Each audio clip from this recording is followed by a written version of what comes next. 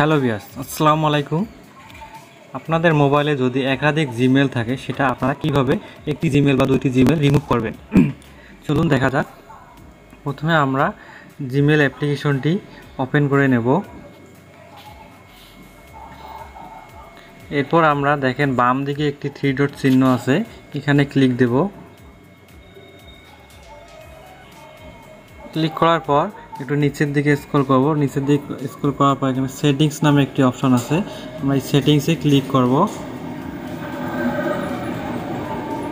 Click করার পর এখানে দেখেন আমাদের কিন্তু একাধিক জিমেল লগ ইন করা আছে। আমি এখান থেকে যে কোনো একটি রিমুভ করে দেব।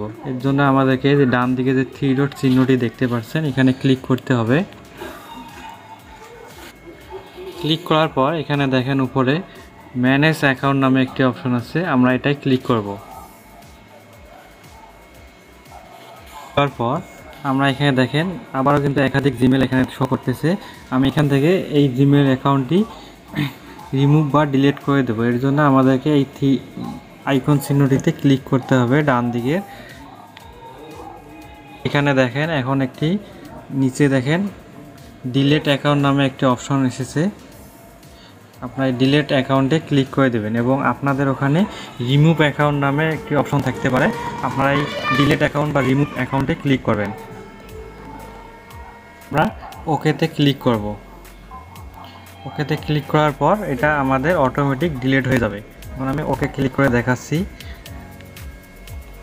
এখন দেখেন ওকে ক্লিক করে দিলাম। এখন কিন্তু আমাদের এখানে যে জিমেল কয়টা ছিল ওই জিমেলটা কিন্তু নেই, যে জিমেলটা আমি ডিলিট করে দিয়েছি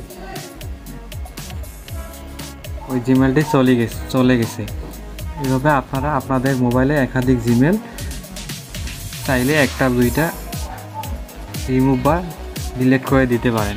ভিডিওটি ভালো লেগে থাকলে আমাদের চ্যানেলটি একটি লাইক, কমেন্ট, শেয়ার এবং সাবস্ক্রাইব করে আমাদের সাথেই থাকবেন।